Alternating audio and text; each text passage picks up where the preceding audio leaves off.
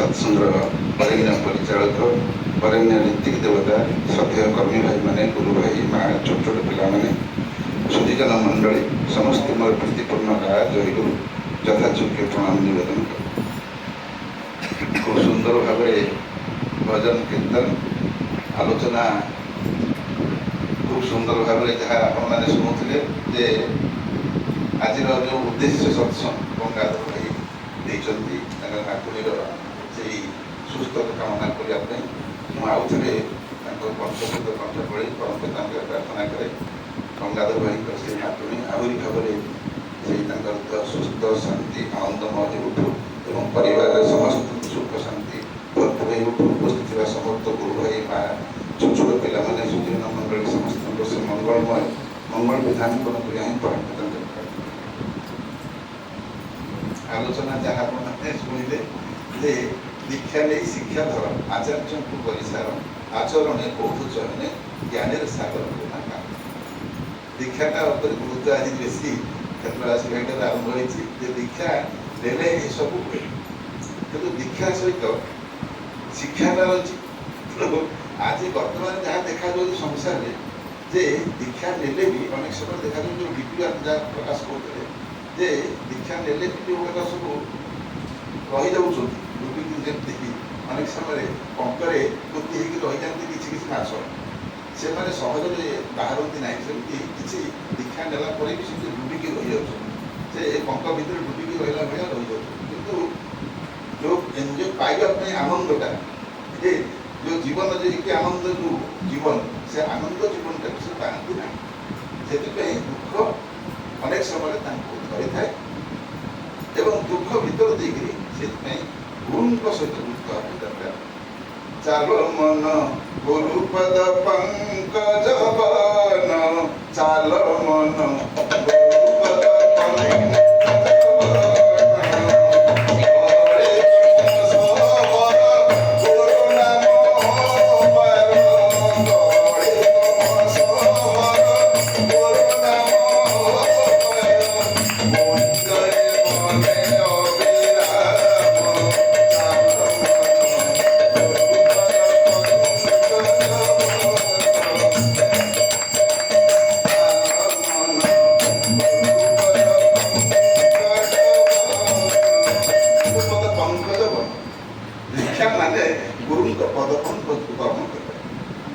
दीक्षा नवा माने गुरु सहित युक्त होकर पथरे चलना सेटा हूँ कौन ना आम आउ गोटे संस्कार भीतर देख प्रतिक्रिया पुरुषोत्तम संस्कार आम थे आमर संस्कार भीतर दे पितामाता संस्कार जो दिखते आमको आम पितामाता संस्कार भीतर देखे जो आम दीक्षा ने गुरु को संस्कार भीतर देखे आम चलना तेणु से गुरु को संस्कार आम जानवा दरकार अनेक जो छाड़ी दौरान जहाँ हो कारण हूँ से गुरु को संस्कार भीतर से जापारती ना तेणु गुरु को संस्कार भीतर नजा जो अनेक समय से सब समय संस्कार भीतर देकर नजा जो ही अधपतन हो जाए आउ थे पुणी आमको उठाई पड़ूँ आम आउ थे लगुचे उठीदेवा तेणु से दीक्षा नहीं शिक्षा आरंभ हम से जेबे दीक्षा नेला से शिक्षा आरंभ तार आरंभ कला तेणु से सब समय आमको कहे तुम्हें जो दीक्षा नवा पूर्व थी कौन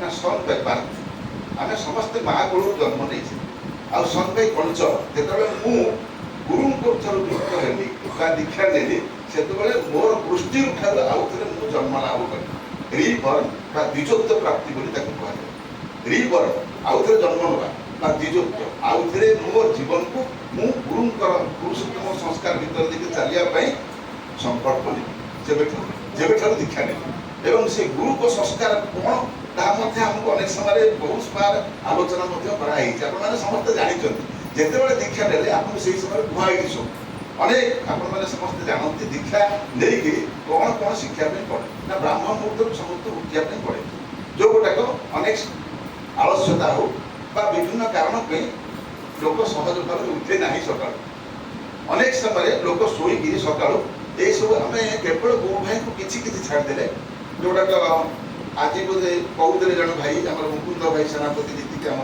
सकाले कहते जे विनायकदा काली बुले थे से विनायकदा कहले ଯେ ଯେଉଁ ଓଡ଼ିଶାର ସତ୍ସଙ୍ଗ ଯେ ଓଡ଼ିଶାର ସତ୍ସଙ୍ଗ 60% 60 ଇୟର୍ସ ଏଜ୍ ଯେଉଁମାନେ ସେଇମାନେ କରୁଛନ୍ତି, 60 ବର୍ଷରୁ ଅଧିକା ଯେଉଁମାନେ 60% ଲୋକ କରୁଛନ୍ତି, 20% ୟଙ୍ଗ ଯୁବକ କରୁଛନ୍ତି।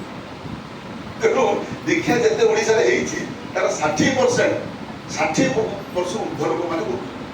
ଆଉ ତା ଛଡ଼ା ଆଉ ଯେଉଁମାନେ ପିଲା 20 ବର୍ଷ 20%। ତାର କାରଣ କ'ଣ? ତାର କାରଣ ହେଉଛି ସେଇଟା ଯେ ଗୁରୁଙ୍କୁ ଧରିଲେ ବି ଗୁରୁଙ୍କ ରାସ୍ତାରେ ଯିବା ପାଇଁ ପୁରୁଷଙ୍କ ସଂସ୍କାର ସହଜରେ ଉଠି ଯାଇପାରନ୍ତି ନାହିଁ। ପୁରୁଷୋତ୍ତମ ସଂସ୍କାର ଯିବା ପାଇଁ ହେଲେ ଆମକୁ ପ୍ରଥମ ପ୍ରଭାତରୁ ତାଙ୍କ ସହିତ ଯୁକ୍ତତା ଏଇଥିପାଇଁ ଦରକାର।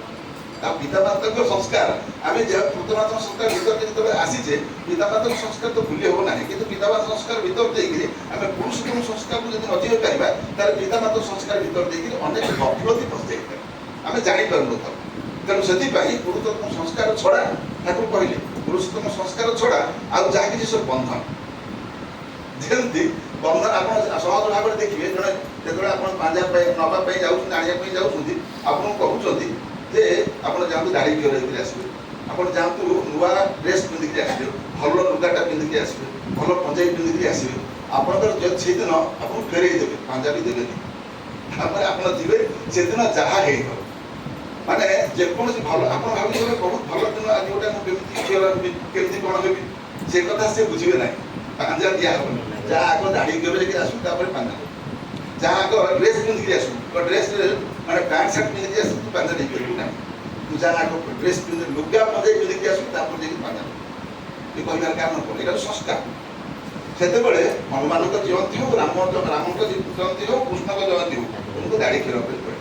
ଏବଂ ମାସନ୍ତ ହଉ, ସଂକ୍ରାନ୍ତି ହଉ, ଯାହା ବି ହଉ, ସେଠି ପାଞ୍ଜା ନେବ ଯଦି ତାହେଲେ ଆଗ ଯାହା ଦାଢ଼ି କ୍ଷୀର ହେଇକି ଆସିବ, ତାପରେ ପାଞ୍ଜା ନେବ।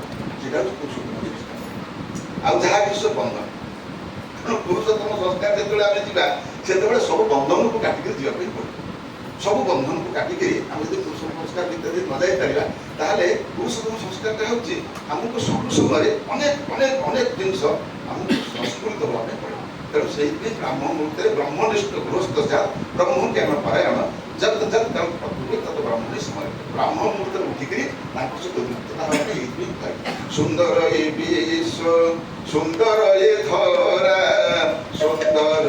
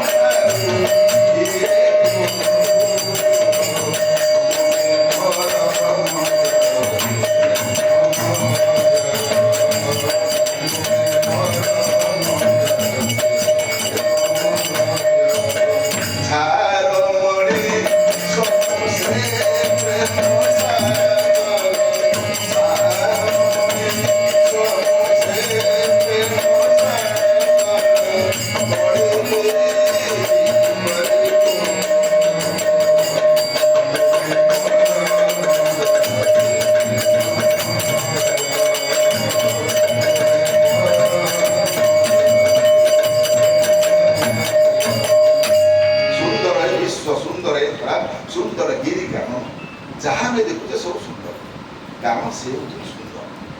ସାରା ବିଶ୍ୱରେ ସେ ହେଉଛନ୍ତି ସୁନ୍ଦର। ତେଣୁ ଯେହେତୁ ତାଙ୍କର ସୃଷ୍ଟିଟା ମଧ୍ୟ ସୁନ୍ଦର, ଅନବଦ୍ୟ ସୁନ୍ଦର, ଏବଂ ଯେହେତୁ ତାଙ୍କର ସୃଷ୍ଟି ମଧ୍ୟ ସୁନ୍ଦର, ସେ ମଧ୍ୟ ସୁନ୍ଦର, ଆମକୁ ସମସ୍ତଙ୍କୁ ସୁନ୍ଦର କରିବା ପାଇଁ ସେ ଚାହାନ୍ତି। ପ୍ରତ୍ୟେକଟି ଘର ସୁନ୍ଦର ହେବ, ପ୍ରତ୍ୟେକଟି ପରିବାର ସୁନ୍ଦର ହେବ, ଏବଂ ପ୍ରତ୍ୟେକଟି ପୁରୁଷୋତ୍ତମ ସଂସ୍କାର ଭିତର ଦେଇକି ଚାଲିବ। ତାଙ୍କର ସାଧନା ସେ ପୁରୁଷୋତ୍ତମ ଯେତେବେଳେ ଆସନ୍ତି, ସେ ସମସ୍ତ ଆଚାର୍ଯ୍ୟ ପରମ୍ପରା ସୃଷ୍ଟି କରିଦେଇ ଯାଆନ୍ତି।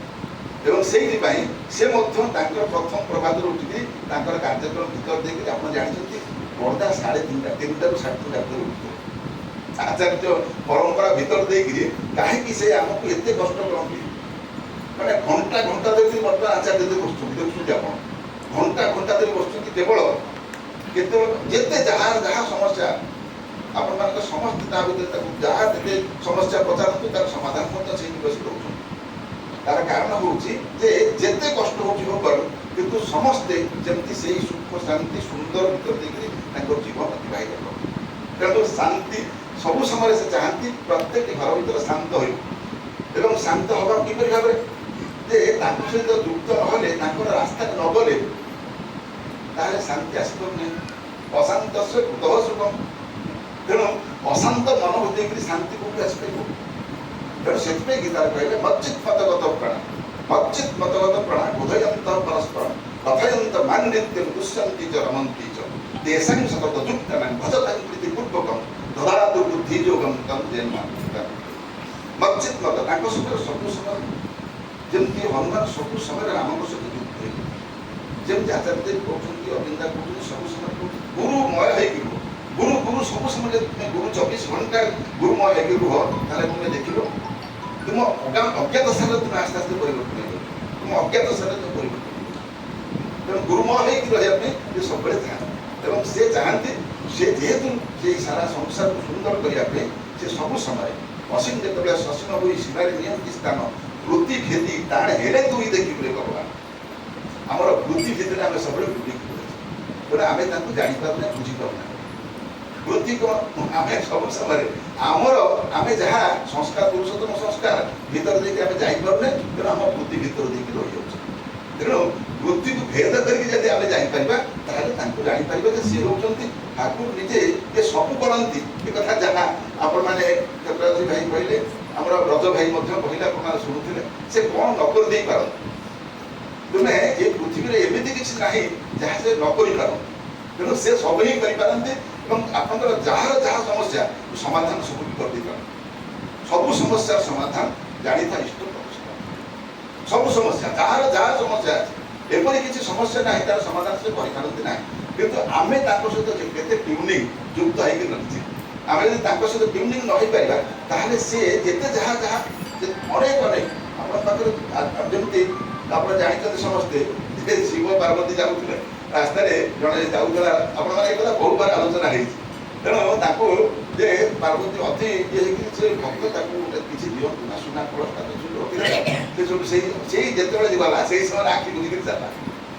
ଆଖି ବୁଝିକି ଚାଲିଲେ କେମିତି ଚାଲିବ? ତେଣୁ ସୁନା କଳସ ପାର ହେଇ ଚାଲିବ। ତେଣୁ ଶିବ ପାର୍ବତୀ ଦେଲେ ମଧ୍ୟ ସେ ତାକୁ ଉପଭୋଗ କରିପାରିଲା ନାହିଁ। ତେଣୁ ଠାକୁରଙ୍କ ଦୟାଟା ଆସିଲେ ମଧ୍ୟ ଆମେ ତାକୁ ଜାଣିପାରିବା ନାହିଁ। ଠାକୁରଙ୍କର ଦୟା ପାଇବା ପାଇଁ ହେଲେ ଆମେ ତାକୁ ସବୁ ସମୟରେ ୟାଦ କରିବା ପାଇଁ ପଡ଼ିବ। ଦୟାଟା ୟାଦ ତ ଦୟା ୟାଦ ତାକୁ ୟାଦ କରିବା ପାଇଁ ପଡ଼ିବ। ୟାଦ ଯଦି ସବୁ ସମୟ ରଖିବ ତାହେଲେ ତାଙ୍କର ଦୟାଟାକୁ ତୁମେ ସବୁବେଳେ ଉପଭୋଗ କରିବ। ବୋହନ ତୁମ ମୁରଲି ସୁରେ ନୟନ ମୋର ଅଶ୍ରୁ ଝରେ। ବୋହନ ତୁମ ମୁରଲି ସୁରେ ନୟନ ମୋର ଅଶ୍ରୁ ଝରେ। ବୋହନ ତୁମ ମୁରଲି ସୁରେ ନୟନ ମୋର ଅଶ୍ରୁ ଝରେ। এই বসুর বিশুদ্ধে সুরে, এই বসুর বিশুদ্ধে সুরে